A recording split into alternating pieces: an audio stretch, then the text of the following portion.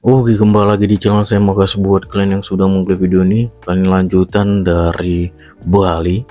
Bali kali ini menjadi sorotan ya kan Pak Prabowo, karena gubernurnya Koster tidak datang hari itu pas retreat, dan efeknya kali ini proyek tol yang sudah direncanakan dicoret oleh Pak Prabowo. Wah, itulah ya, langsung dikasih efek ya kan. Kita lihat ya gimana kali ini untuk membahasnya. Sebelum kita ke video, bantu subscribe dulu channel saya belum subscribe. Tidak tunggu lama, kita ke video langsung, let's go.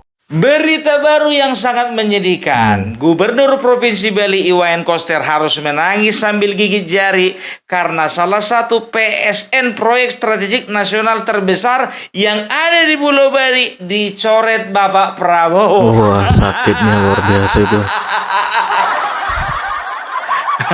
Itulah kau melawan aja, kau nggak mau kau ikut retreat kemarin. Iya betul. Coba kalau kau ikut retreat kemarin nggak gini jadinya. Bisa jadi, ya kan? Ini lebih nurut kau sama ketua umum daripada presiden. Iya. Kau harusnya tahu diri, ketika kau dilantik kau sudah menjadi milik negara. Iya. Bukan jadi milik ketua umum. Repot kan jadinya, repot kan. Memang dia berdalih, katanya begini, ya kalau untuk PSN dicoret itu sudah jauh-jauh hari sebelum retreat. Gitu jawabannya ya. Waktu itu dari tanggal 21 sampai 28, iya kan? Nah, itu dicoret dari PSN tanggal 10. Oh, gitu jawabannya ya. Jauh-jauh hari, 10 hari jauh-jauh hari. Iya. Kalau misalnya 5 bulan yang lalu sebelum retreat itu baru namanya jauh-jauh hari, jauh-jauh bulan lagi, bukan jauh-jauh hari. Ini cuma 10 hari.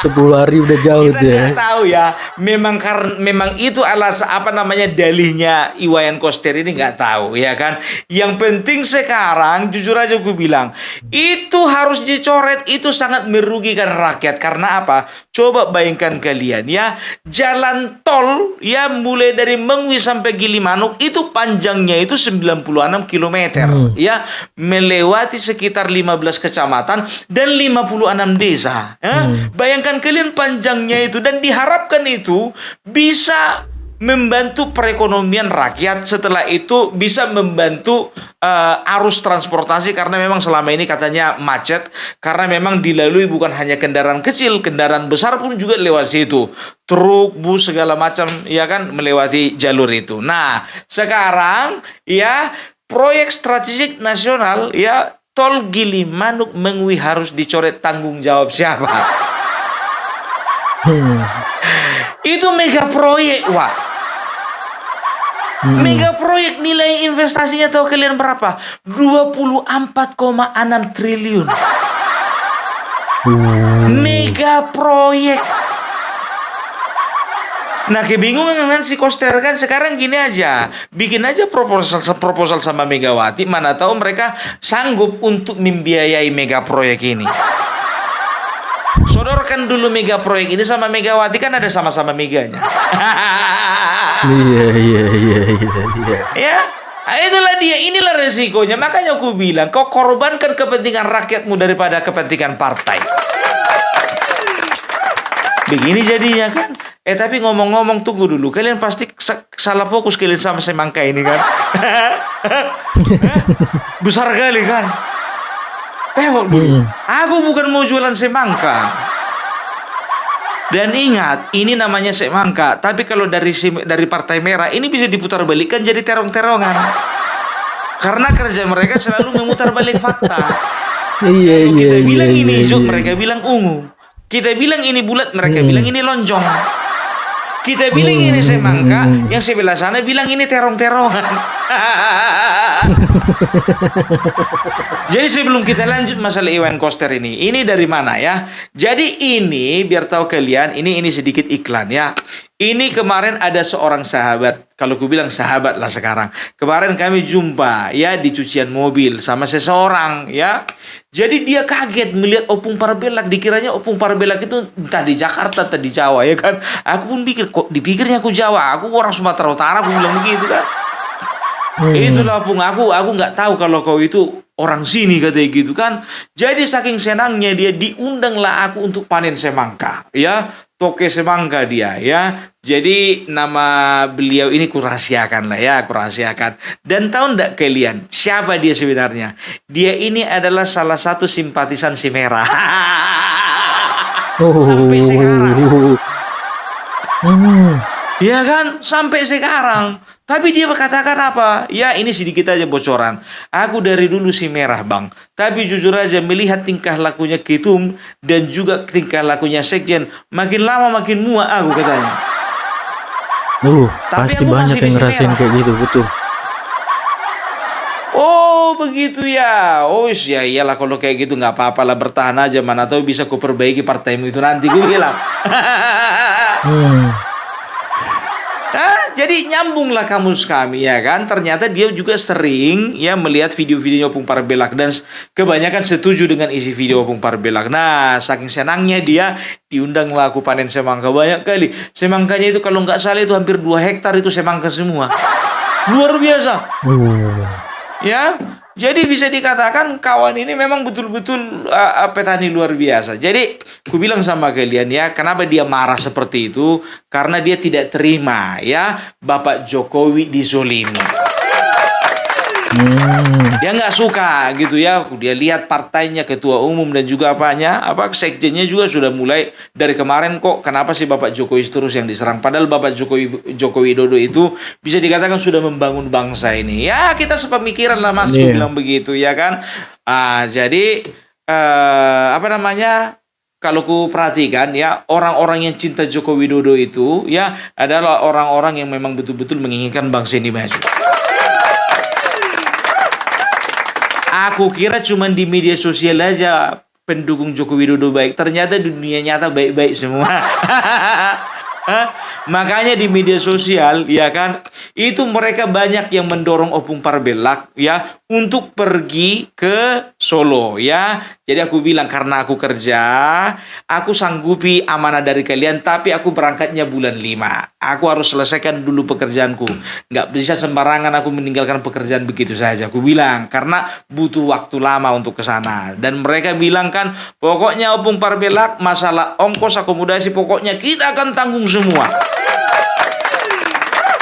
Ya aku bilang ya kan, udah aku bilang dari kemarin, aku ini orangnya nggak bisa dipaksa.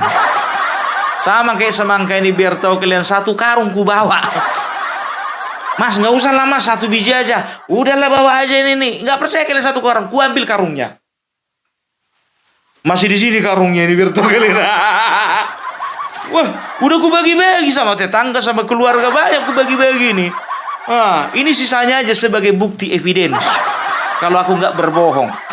Besar kali ini, kalian dulu nih, coba bandingkan kalian sama kepala Opung Parbelak. Besar kali kan? Aduh, ya sana dulu kau semangka, besar kali kepalamu kayak Siasto. Udah di sini dulu kau.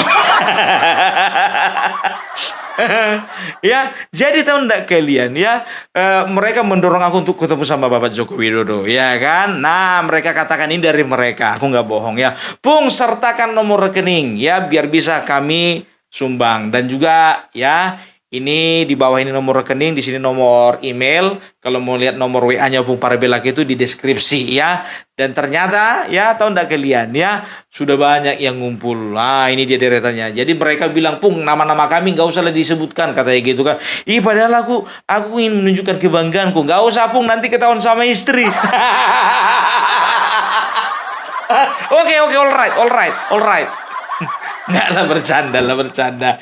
Iya kan? Jadi aku tampilkan sedikit ya. Jadi itu sedikit mengenai ya masalah rencana keberangkatan Opung Parbelak bulan 5. Pasti berangkat.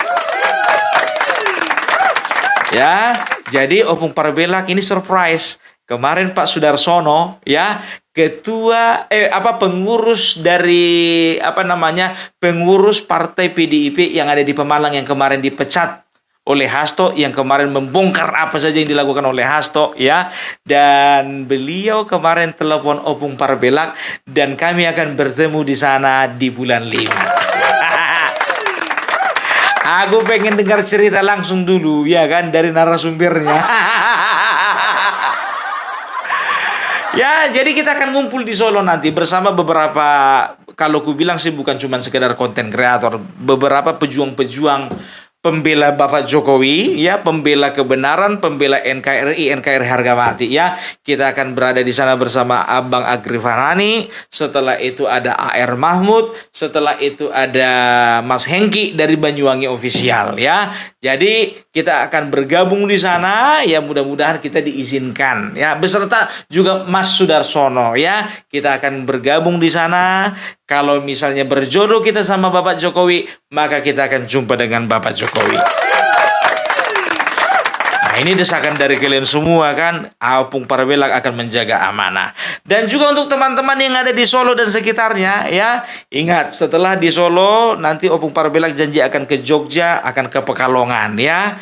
Jadi ingin berjumpa dengan teman-teman di sana.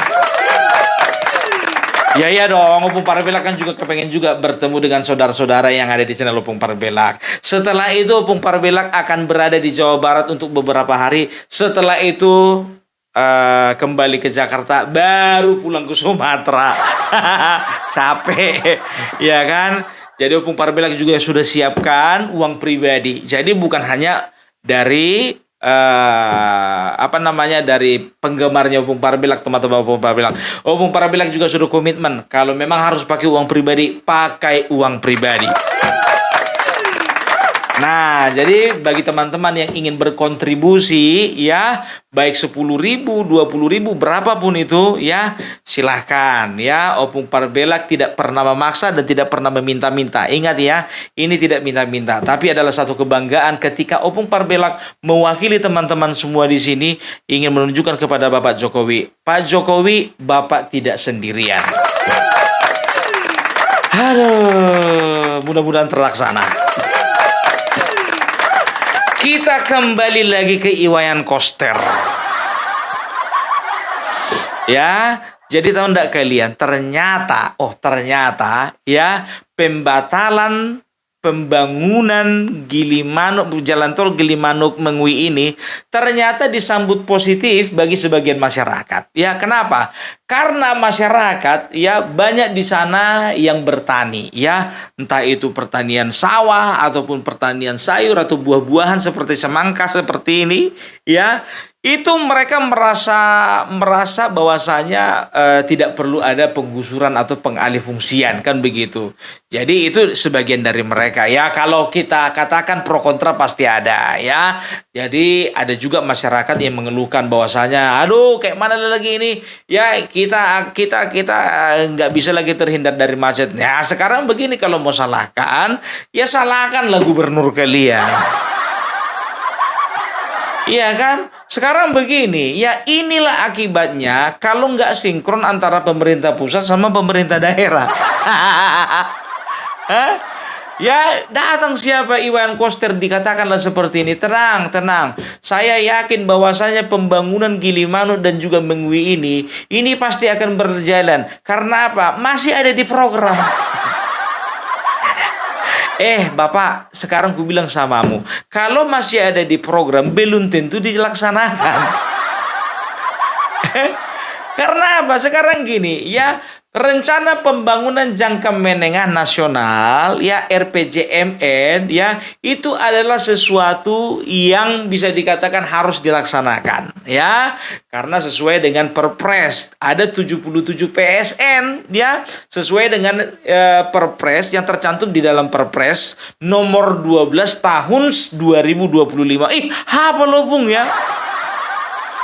Ya harus hafal lah. Jadi ada 77 PSN, 29 PSN baru, dan ada sekitar 48, ya, 29 PSN baru dan 48 itu PSN lanjutan dari pemerintah sebelumnya, kan begitu.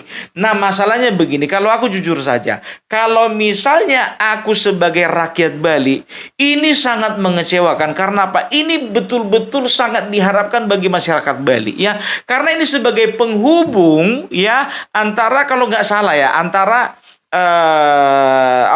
Bali Selatan dengan Bali Utara. Bali ini kan, biar tahu kalian, kan bisa dikatakan, ya, provinsi mungil ini.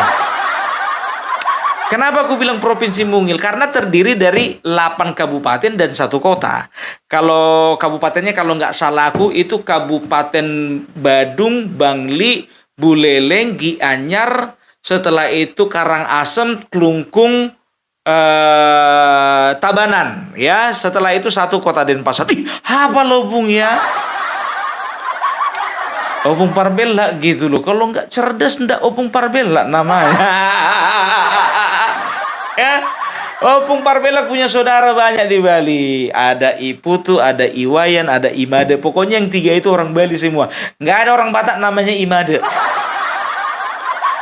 Iwayan atau Iputu ya pasti orang Bali dong. Sama seperti yang mengirim ini. Kemarin ada teman dari TikTok ya. Imade apa lupa aku karena udah lama kali ya. Jadi beliau kirim ini ya dari Bali ini langsung. Jadi teman-temanku, saudara-saudaraku yang di Bali, salam. Ya, tapi Opung Parbella turut bersedih. Mana mau dibilang nggak jadi jalan tol.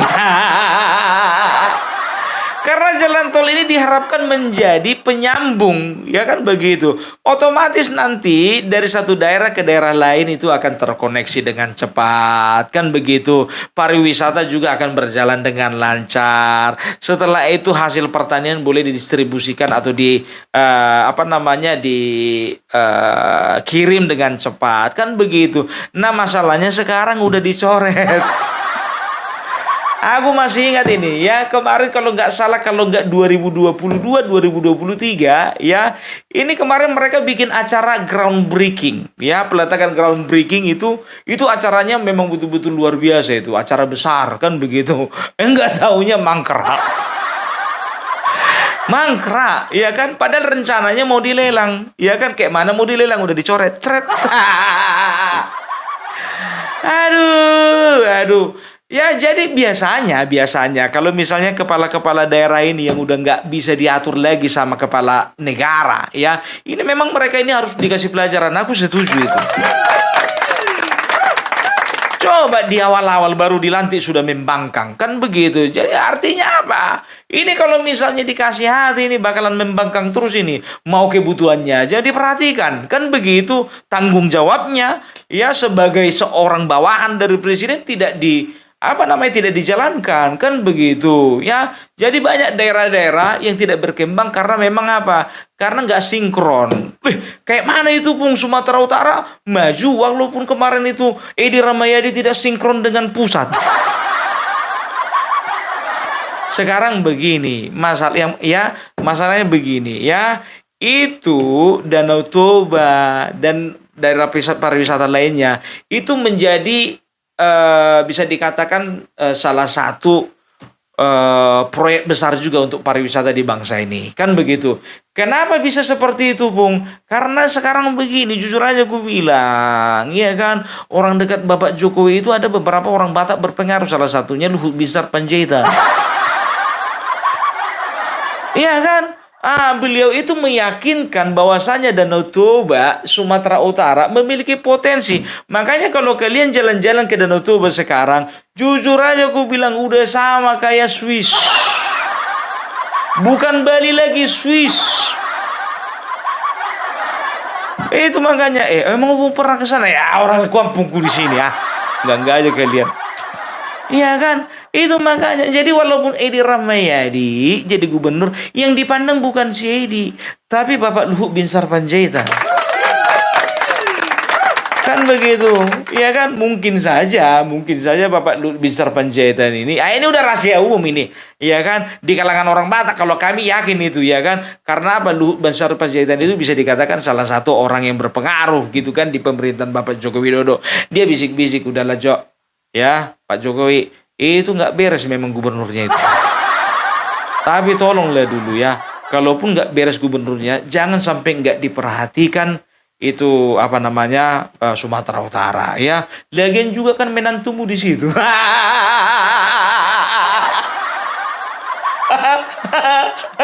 Aduh.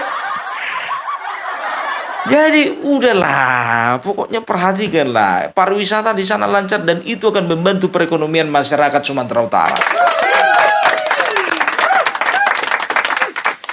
Tapi rencananya Danau Toba mau dibikin di situ pariwisata halal. Kata Pak Jokowi, udah itu pandai-pandai muncungnya aja itu. Nggak ada wisata halal, wisata halal. Wisata halal. Pokoknya Sumatera Utara nggak boleh ada wisata halal. Ya ini kan mengatasnamakan wisata halal karena apa? Karena sentimennya Sidi Ramayadi ini aja sebetulnya sama lawan-lawan politiknya. Wisata halal. Kita harus lihat lah, coba gini, sekarang gue bilang sama kalian, kemarin Bali itu juga kalau nggak salah mau dibikin wisata halal, setuju kalian? Kita harus hargai juga culture orang di sana bagaimana, ya kan, background orang di sana bagaimana, ya harus kita hargai. Sekalian aja bikin Serambi Mekah di Danau Toba. Emang kadang-kadang si Ramayadi ini bingung juga. Nah, oleh karena ada Luhut Bansar Panjaitan, ya, makanya Sumatera Utara diperhatikan walaupun nggak sinkron antara pusat dan juga daerah. Sekarang begini aja, ya kan? Coba bilang dulu sama Bapak Luhut Bansar Panjaitan biar pindah kakak dia ke Bali. Biar bisa divisi-visi sama Bapak Prabowo. Gimana kira-kira itu usul yang bagus nggak, Iwayan? Beli coaster. Itu makanya kalau misalnya melawan sama Bapak Presiden begini akibatnya. Sudah banyak yang bilang sama beli coaster nih, tolong jangan Bapak Prabowo tuh dilawan-lawan. Nah ini kayak akibatnya. Aduh, tapi ya udahlah, cemana mau dibilang lagi, ya kan, nasi udah jadi bubur. Udah tinggal kasih kecap, bawang goreng sama ayam, udah makan itu bubur ayam. Aduh. Ya bahasanya itu loh di media, ya kan? Kita optimis, ya kan? Walaupun kita optimis bahwasanya Gilimanuk dan juga Mengwi itu akan terlaksana katanya. Kita akan usahakan sektor swasta. Sekarang kutanya dulu, ada nggak sektor swasta yang ingin menginvestasikan uangnya sekitar 24,6 triliun? Itu nolnya banyak loh, 12. Bukan 9, itu 12. Jadi jangan main-main. Makanya aku bilang, ya kan, kalau kau udah siap kemarin itu untuk menghadapi resikonya, ya terimalah resikonya. Iya kan? Sama kayak Jakarta dipilih Pramono Anung. Iya kan? Ya terimalah dengan segala kekurangan kelebihannya. Kan begitu? Begitu juga Provinsi Bali. Ya rakyat Bali bukan yang minta maaf ya. Ya terimalah segala kekurangan dan kelebihan dari gubernur kalian kan? Kan begitu. Nah kebetulan gubernur kami yang kami dukung menang. Kalau kami pokoknya makan enak lah kami Sumatera Utara ini. Kami akan lihat pembangunan di mana-mana. Kami akan lihat ya, akan pariwisata di Sumatera Utara ini ya akan berkembang dengan baik.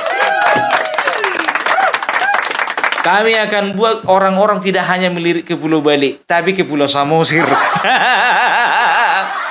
Iya dong. Itu makanya harus sinkron antara pemerintah pusat dengan pemerintah daerah. Loh, berarti pun pemerintah kita pilih kasih ya? Bukan pilih kasih. Bapak Prabowo nggak pernah pilih kasih. Bapak Jokowi juga nggak pernah kok pilih kasih. Coba bayangkan kalian, Bapak Jokowi kemarin itu ya, kalah dia di Nusa Tenggara Barat, kalah dia di daerah Aceh, kalah dia juga di daerah Sumatera Barat, ya. Sekarang begini, apa yang dia lakukan terhadap daerah-daerah tersebut? Tetap diperhatikan kan? Tetap diperhatikan. Cuman masalahnya nggak diprioritaskan.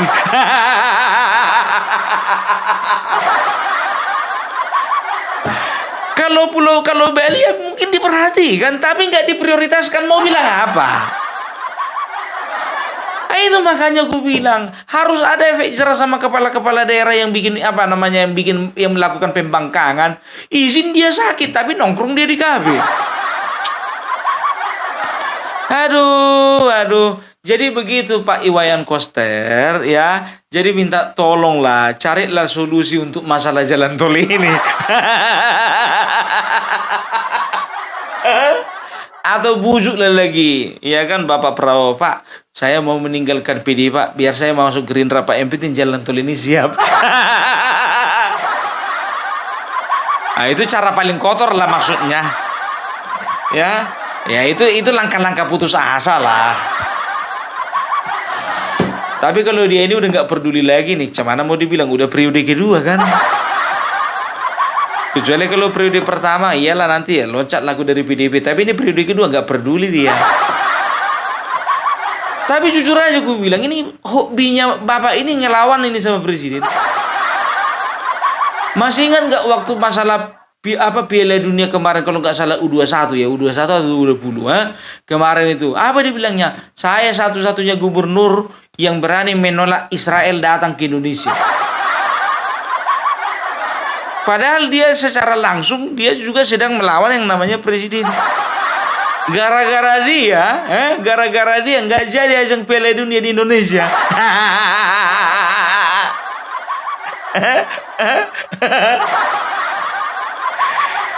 Ngelawan aja kerjanya. Kemarin ngelawan ini sama Jokowi. Sekarang ngelawan sama Prabowo. Sekarang manusia ini nurutnya sama siapa sih? Sama Megawati sendiri. Aduh, ya jadi ini sebetulnya yang dibilang Bapak Prabowo tadi, ya raja-raja kecil. Inilah dia raja-raja kecil itu. Iya kan? Tapi ya udahlah ya. Jadi itu adalah pilihan dari rakyat Bali, cemana mau dibilang ya kan. Kurasa kalau nggak dia gubernurnya kemarin tuh jadi itu jalan tol. Tapi sebetulnya masih ada sih. Jadi ku bilang sama kalian ya, Bali itu masih diperhatikan ya karena apa? Ada satu PSN lagi yang dikerjakan di Pulau Bali. Apa itu? Ya, kalau tidak salah itu namanya PPN Pusat Perikanan Nasional ya. Pusat Perikanan Nasional itu ada di kabupaten apa ya? Tabanan kalau nggak salah. Lupa aku di kabupaten mana ya.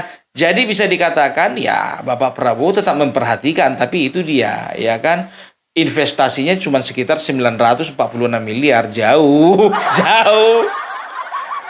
Cuma 946 miliar, nggak nyampe 1 T. Kalau jalan tol ini kan 24 T. Dikasihnya, diperhatikannya, tapi yang kecil-kecil. Nggak apa-apa lah Pak, yang penting sama-sama PSN statusnya.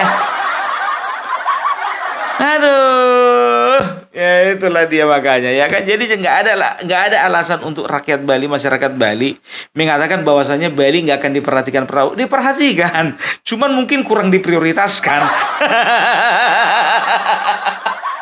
Ih, berani kali kau bilang begitu, gubernurnya. Sekarang aja udah kelihatan, iya kan gitu. Karena apa? Pembangkang. Aduh. Ini orang sudah berpolitik, dia sudah menjadi tokoh, ini orang sudah menjadi pejabat. Dia kan harus mengerti bahwasanya otoritas tertinggi ketika dia dilantik menjadi seorang gubernur itu presiden, bukan ketua umum.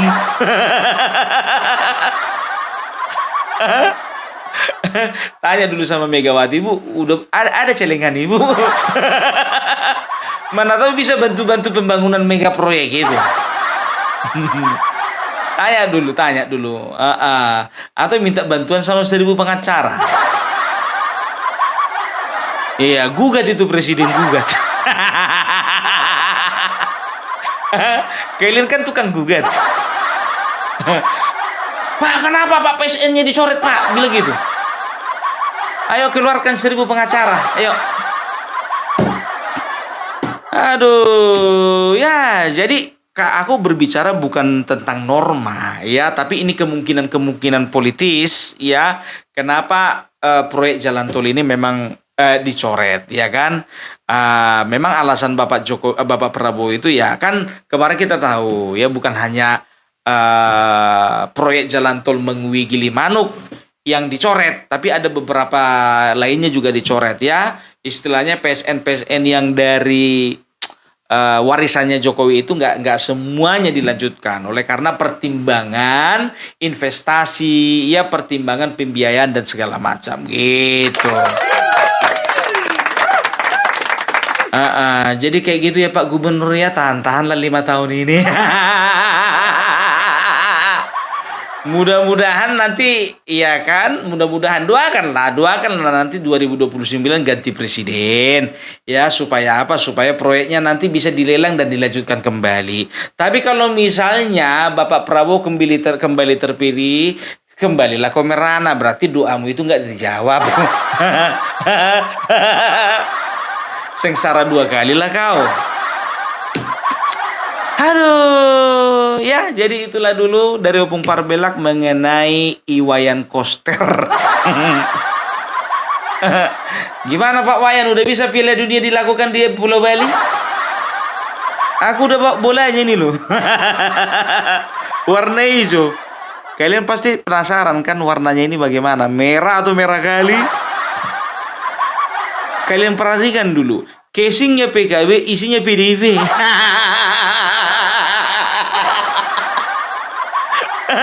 Inilah dia. Tapi ada noda Golkar di sini. Warna kuning, noda Golkar. Oh, bukan noda, coraknya. Aduh, ya nggak tahu lah kita nanti, mana tahu Bapak Joko Widodo bikin partai warnanya hijau, kuning, merah. Sesuai dengan semangka ini. Mending lah daripada ungu terong-terongan kan. Aduh, oke, jadi itu dulu Opung Parbelak. Salam NKRI harga mati. Oke, itu dia video gimana menurut kalian, dan sampai bertemu di video saya selanjutnya. Bye.